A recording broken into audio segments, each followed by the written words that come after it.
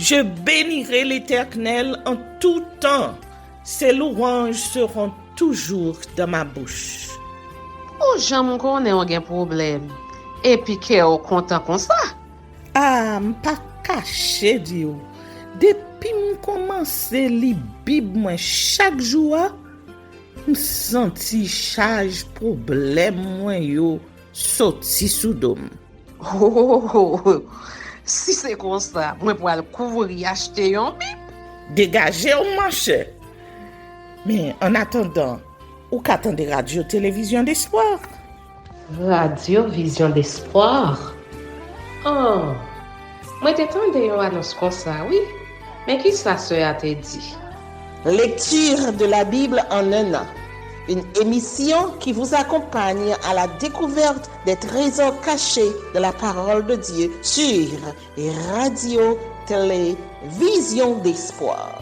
Chaque jour de 11h à 11h30 du matin, excepté mercredi 5h30, 6h de l'après-midi, samedi 7h30, 8h du matin, avec les sœurs Chantal Saint-Hubert, Claude Louis Orisma et votre servante Maudeline Maurice Hilaire.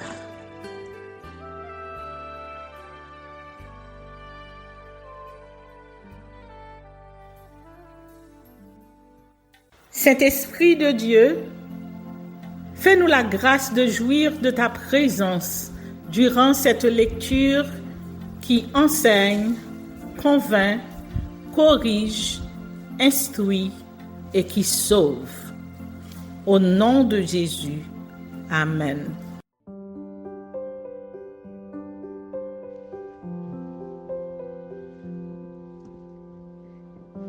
Jugement de Dieu sur les pasteurs infidèles. Zacharie chapitre 11. Liban, ouvre tes portes et que le feu dévore tes cèdres. Gémis, cyprès, car le cèdre est tombé. Ceux qui s'élevaient sont détruits. Gémissent ces chênes de Basan, car la forêt inaccessible est renversée. Les bergers poussent des cris lamentables parce que leur magnificence est détruite. Les lionceaux rugissent parce que l'orgueil du Jourdain est abattu. Ainsi parle l'Éternel, mon Dieu, paie les brebis destinées à la boucherie. Ceux qui les achètent les égorgent impunément. Celui qui les vend dit: béni soit l'Éternel, car je m'enrichis. Et leur pasteur ne les épargne pas. Car je n'ai plus de pitié pour les habitants du pays, dit l'Éternel. Et voici, je livre les hommes aux mains les uns des autres et aux mains de leur roi. Ils ravageront le pays et je ne délivrerai pas de leurs mains. Alors je me mis à paître les brebis destinées à la boucherie, assurément les plus misérables du troupeau. Je pris 2 roulettes, j'appelai l'une grâce et j'appelai l'autre union, et je fis paître tes brebis. J'exterminerai les 3 pasteurs en un mois. Mon âme était impatiente à leur sujet et leur âme avait aussi pour moi du dégoût. Et je dis, je ne vous paîtrai plus, que celle qui va mourir meure, que celle qui va périr périsse, et que celle qui reste se dévore les unes les autres. Je pris ma roulette grasse et je la brisai pour rompre mon alliance que j'avais traitée avec tous les peuples. Elle fut rompue ce jour-là et les malheureuses brebis qui prirent garde à moi reconnurent ainsi que c'était la parole de l'Éternel. Je leur dis, si vous le trouvez bon, donnez-moi mon salaire, sinon ne le donnez pas. Et ils pesèrent pour mon salaire 30 cycles d'argent. L'Éternel me dit, jette-le au potier. Et ce prix magnifique auquel ils m'ont estimé. Et je pris les 30 cycles d'argent et je les jetai dans la maison de l'Éternel pour le potier. Puis je brisai ma seconde roulette union pour rompre la fraternité entre Juda et Israël. L'Éternel me dit, prends encore l'équipage d'un pasteur insensé. Car voici, je susciterai dans le pays un pasteur qui n'aura pas souci des brebis qui périssent. Il n'ira pas à la recherche des plus jeunes. Il ne guérira pas les blessures. Il ne soignera pas les saines, mais il dévorera la chair des plus grasses et il déchirera jusqu'aux cornes de leurs pieds. Malheur au pasteur de néant qui abandonne ses brebis, que l'épée fonde sur son bras et sur son œil droit, que son bras se dessèche et que son œil droit s'éteigne. Amen.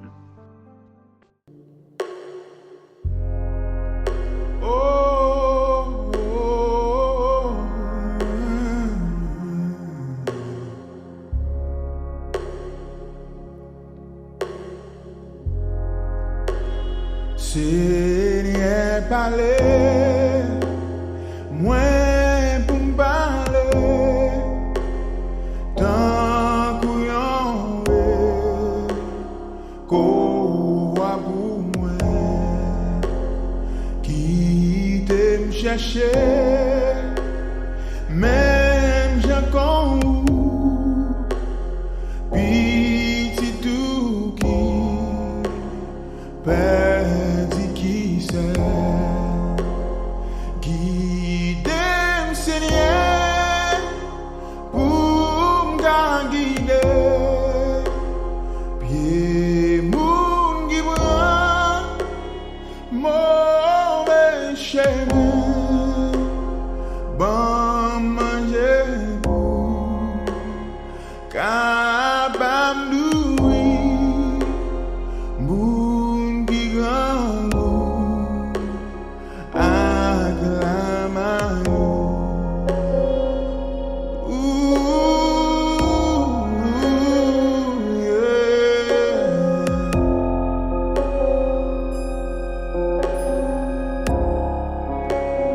ban mwen force pour rester fidèle, camper sous yon roche qui sommet, pour moi capable longer mes tout et des moun kay bat dans la vie, guidez Seigneur pour me guider, pied moun qui prend mauvais chemin, bon manger pour capable nourrir, moun qui grand goût acclame. Bien-aimés auditeurs et auditrices, avec vous, Maudeline Maurice Hilaire, pour vous présenter ce qu'il faut savoir de la Bible, rubrique spéciale à l'émission Lecture de la Bible en un an. Je suis heureuse de vous retrouver une fois de plus dans ce cadre pour parcourir les trésors cachés de la Bible, les découvrir, les saisir et les conserver précieusement. Je vous souhaite donc une fois de plus, bienvenue sur Lecture de la Bible en un an.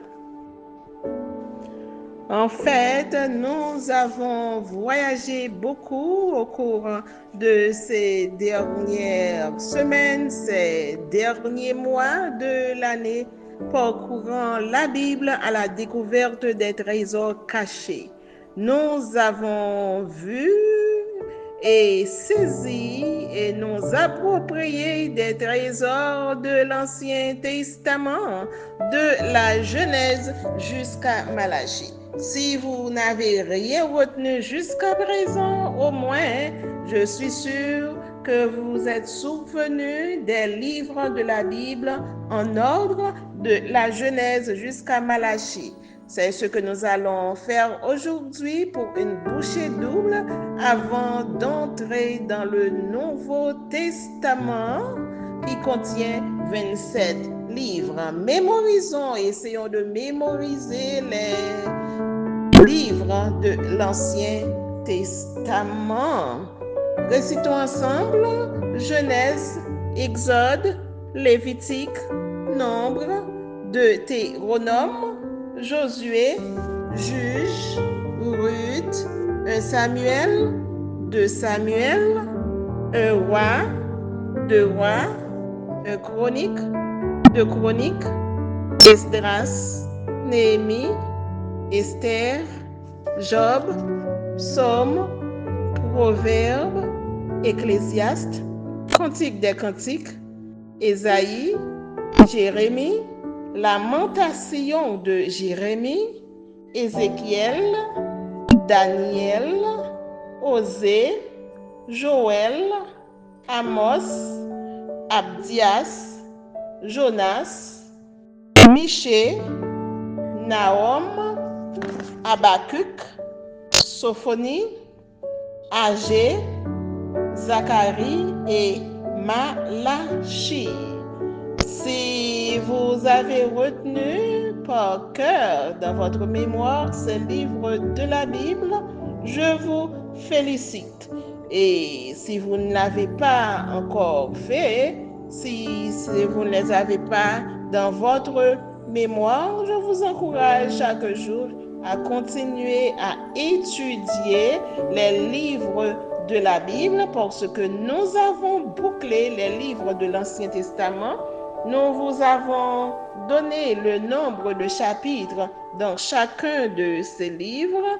Nous vous avons donné combien de versets dans chacun de ces livres. Et je souhaite pertinemment que vous allez vous souvenir, vous allez réciter constamment chaque jour les livres de l'Ancien Testament juste avant que nous ayons abordé les livres du Nouveau Testament.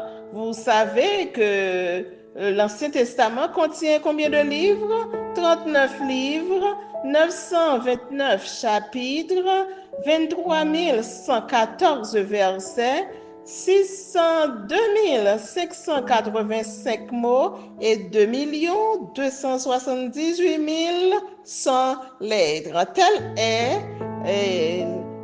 Telles sont les statistiques de l'Ancien Testament. 39 livres, 929 chapitres, 23 114 versets, 602 585 mots et 2 278 100 lettres.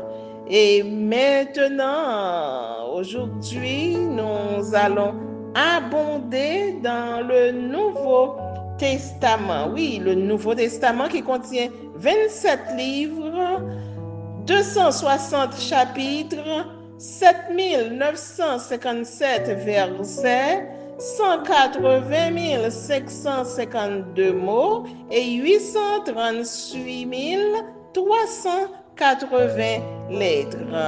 Le Nouveau Testament, les deux premiers livres du Nouveau Testament, Matthieu et Marc. Matthieu contient 28 chapitres et 1071 versets.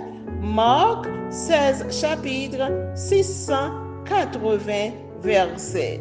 nous allons vous présenter l'introduction de ces deux premiers livres du Nouveau Testament. 28 chapitres pour Matthieu, 1071 versets, 16 chapitres pour Marc et 680 versets. Prenons une petite pause, je vous reviens, je vais vous revenir pour vous présenter l'introduction des livres de Matthieu et de Marc. Nous vous revenons après la pause.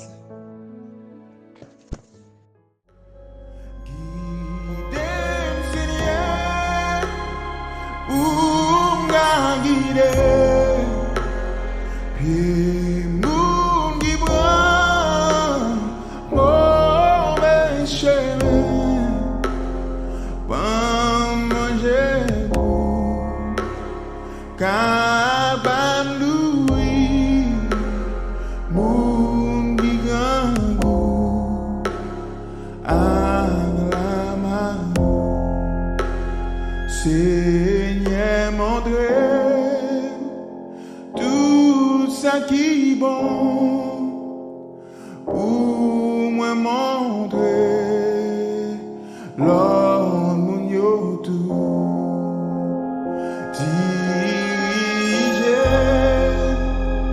dans tout ça m'a fait pour parole moi toucher qui danse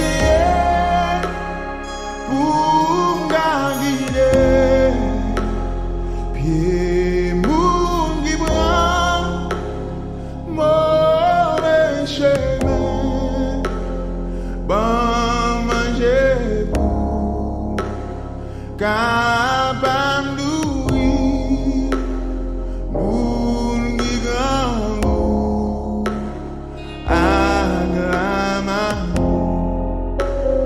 qui danse pour guider pied moun qui prend mauvais chemin pas manger pour capable louis moun qui grand agrama.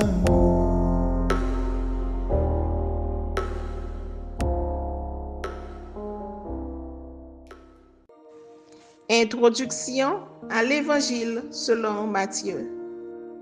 L'Évangile selon Matthieu est le premier livre du Nouveau Testament.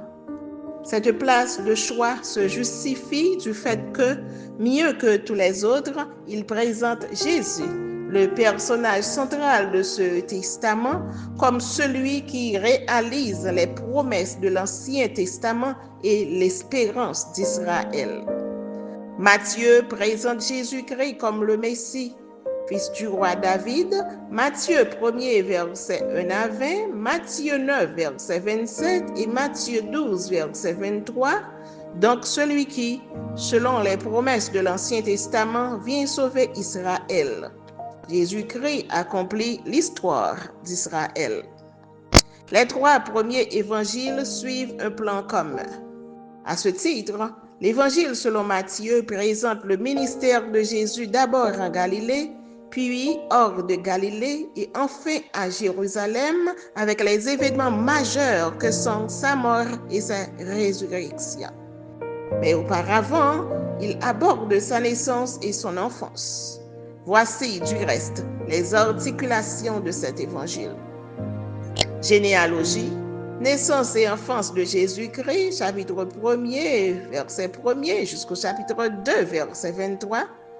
Prédication de Jean-Baptiste et baptême de Jésus, chapitre 3, les versets 1 à 17. Tentation de Jésus et commencement de son ministère, chapitre 4, les versets 1 à 25. Le sermon sur la montagne, chapitre 5, verset 1er jusqu'au chapitre 7, verset 29. Le ministère de Jésus en Galilée, chapitre 8, verset 1er jusqu'au chapitre 13, verset 58. Le ministère de Jésus hors de Galilée et en route vers Jérusalem, chapitre 14, verset 1er jusqu'au chapitre 20, verset 34. Le ministère de Jésus à Jérusalem, sa passion et sa résurrection, chapitre 21, verset 1er jusqu'au chapitre 28, verset 15. Conclusion. Apparition de Jésus aux disciples et il leur envoie jusqu'à la fin du monde. Chapitre 28, les versets 16 à 20. L'auteur de cet évangile serait Matthieu lui-même. Il rapporte son appel par Jésus, chapitre 9, versets 9 à 13. Marc 2, versets 13 à 17 et Luc, chapitre 5, versets 27 à 32, l'appelle Lévi. Marc précise qu'il est le fils d'Alphée. Avant de suivre Jésus, Matthieu était un péageur. Voir Matthieu 5, verset 46, Matthieu 9, verset 10 et Matthieu 10, verset 3. Fonctionnaire romain chargé de percevoir les impôts et les droits de douane. Les Juifs méprisaient cette classe d'employés qu'ils trouvaient corrompus. Ils les associaient aux pécheurs, aux païens et aux prostituées. L'appel de Matthieu par Jésus et le festin que celui-ci a organisé chez lui en son honneur montrent que Jésus a plutôt témoigné beaucoup d'attention à cette classe de personnes. Ceux qui ne pouvaient que scandaliser les Juifs zélés tels que les pharisiens et accentuer leur haine à l'égard de Jésus.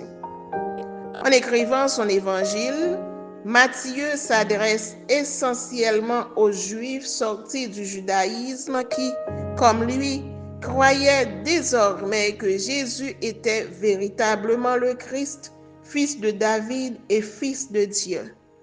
D'où l'abondance dans ce livre de citations et références à l'Ancien Testament et aux coutumes juives. Chapitre 5, versets 21, 23, 27, 31, 33, etc. Jésus est la manifestation du royaume des cieux en personne. Il l'inaugure en fondant l'Église, son Église par laquelle il accomplit l'alliance de Dieu avec Israël. L'Église que le peuple chrétien perpétue depuis des siècles est et reste intimement liée à Jésus. Elle représente ainsi le nouveau peuple élu, composé à la fois de Juifs et de non-Juifs. Et moi, je te dis que tu es Pierre, et que sur cette pierre, je bâtirai mon église, et que les portes du séjour des morts ne prévaudront point contre elle.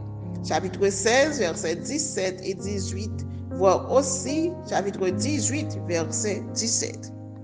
L'Évangile, selon Matthieu, se présente comme un manuel de pastoral destiné aux dirigeants de communautés chrétiennes pour l'enseignement et la formation catéchétique.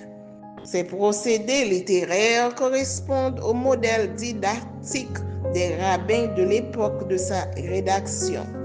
L'interprétation des textes de loi de l'Ancien Testament est une illustration. Vous avez entendu qu'il a été dit aux anciens, mais moi, je vous dis. Le Jésus de Matthieu montre ainsi qu'il est venu non pour abolir cette loi, mais pour l'accomplir. Matthieu 5, verset 17. Voici la liste des miracles de Jésus rapportés par Matthieu. 1. La guérison d'un lépreux, chapitre 8, versets 1 à 4. 2. La guérison du serviteur d'un centenier, chapitre 8, versets 5 à 13. 3. La guérison de la belle-mère de Pierre, chapitre 8, versets 14 à 17. 4. La tempête apaisée, chapitre 8, versets 23 à 27. 5. La guérison de 2 démoniaques, chapitre 8, versets 28 à 34. 6. La guérison d'un paralytique, chapitre 9, versets 1 à 8. 7. La résurrection de la fille de Jaïrus, chapitre 9, versets 18, 19 et 23. 8. La guérison d'une femme malade depuis 12 ans, chapitre 9, versets 20 à 22. 9. La guérison de 2 aveugles, première fois, chapitre 9, versets 27 à 31. 10. La guérison d'un démoniaque muet, chapitre 9, versets 32 et 33. 11. La guérison de l'homme à la main sèche, chapitre 12, versets 9 à 13. 12. La multiplication des pains, première fois, chapitre 14, versets 15 à 21. 13. La marche sur les eaux, chapitre 14, versets 22 à 33. 14. La guérison de la fille d'une Cananéenne, chapitre 15, versets 21 à 28. 15. La multiplication des pains, deuxième fois, chapitre 15, versets 32 à 39. 16. La guérison du fils lunatique, chapitre 17, versets 14 à 21. 17. Le statère dans le poisson, chapitre 17, versets 24 à 27. 18. La guérison de 2 aveugles en deuxième fois, chapitre 20, versets 29 à 34.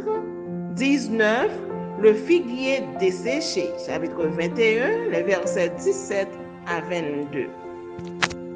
Également, la liste des paraboles de Jésus rapportées par Matthieu. 1. La maison bâtie sur le roc, chapitre 7, versets 24 à 27. Le semeur, chapitre 13, versets 3 à 23. 3. L'ivraie, chapitre 13, versets 24 à 43. 4. Le grain de sénévé, chapitre 13, versets 31 à 32. 5. Le levain, chapitre 13, verset 33. 6. Le trésor caché, chapitre 13, verset 44. 7. La perle de grand prix, chapitre 13, verset 45 à 46. 8. Le filet, chapitre 13, verset 47 à 50. 9. La brebis égarée, chapitre 18, verset 12 à 14. 10. Le serviteur impitoyable, chapitre 18, verset 23 à 25. 11. Les ouvriers loués à différentes heures, chapitre 20, verset 1 à 16. 12. Les 2 fils, chapitre 21, verset 28 à 32. 13. Les vignerons, chapitre 21, verset 33 à 41. 14. Les noces, chapitre 22, verset 1 à 4. 15. Le figuier, chapitre 24, verset 32. 16. Les 10 vierges, chapitre 25, verset 1 à 13. Et enfin 17. Les talents, chapitre 25, les versets 14 à 30. Jésus enseigna en parole et en acte de puissance. Il chargea ses disciples de continuer cette œuvre. Tout pouvoir m'a été donné dans le ciel et sur la terre. Allez, faites de toutes les nations mes disciples, les baptisant au nom du Père, du Fils et du Saint-Esprit, et enseignez-leur à observer tout ce que je vous ai prescrit. Et voici, je suis avec vous tous les jours jusqu'à la fin du monde. Matthieu 28, versets 18 à 20.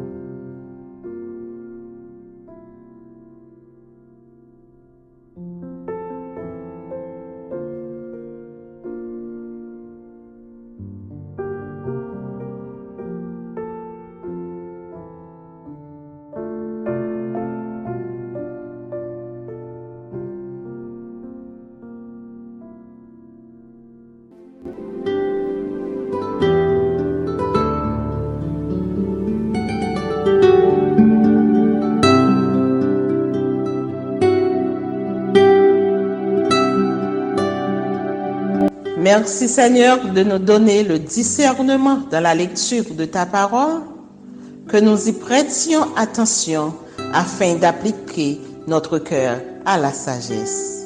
Amen. Que celui qui a des oreilles pour entendre, entende et que celui qui lit fasse attention.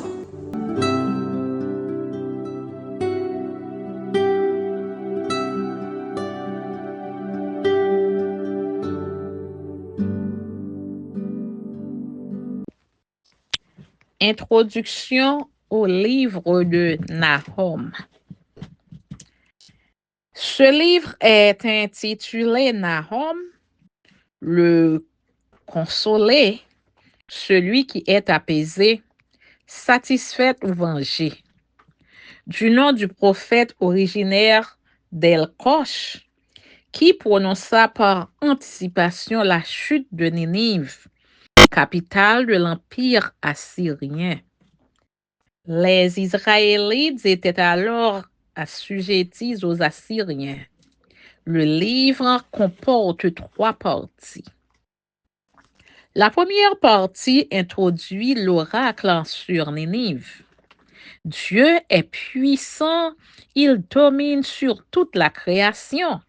Il juge le monde et doit se venger de ses adversaires. La deuxième partie évoque la manifestation vindicative de Dieu. Ninive allait être détruite. Les ennemis d'Israël allaient être ivres de leur vin, consumés comme la paille sèche, moissonnés. Bref, les Ninivites allaient être éliminés et les habitants de Juda allaient être libérés. La troisième partie décrit et célèbre dans les détails la ruine de Ninive. Selon le contexte politique de Nahum, tout était comme déjà exécuté. Cette ville orgueilleuse, sanguinaire, débauchée et idolâtre était tombée sous le pouvoir du Dieu de l'univers. Nahum présente la destruction de Ninive comme la conséquence d'un jugement de Dieu. Ville orgueilleuse, criminelle et débauchée, Ninive est le symbole permanent d'un pouvoir humain construit sur des bases appelées à disparaître. Il évoque la chute de Ninive comme un véritable reportage. Les lions, emblème de la puissance de la cité, de sa domination cruelle et de sa capacité politique, sont passés au fil de l'épée. Nahum 2, versets 12 à 14. Les uniformes cramoisis et les boucliers rouges des troupes d'élite se heurtent. L'éclat des armes, le fracas des roues, des chars et l'agilité, comme l'éclair de leurs mouvements, forcent l'imagination. Nahum 2, verset 4, Nahum 3, verset 1er. La statue d'Istar, déesse de la guerre, est brisée. Les faux dieux sont donc anéantis. La bonne nouvelle de Nahum est celle du rétablissement de la justice et de la paix à la suite de la défaite de l'ennemi héréditaire d'Israël. Amen.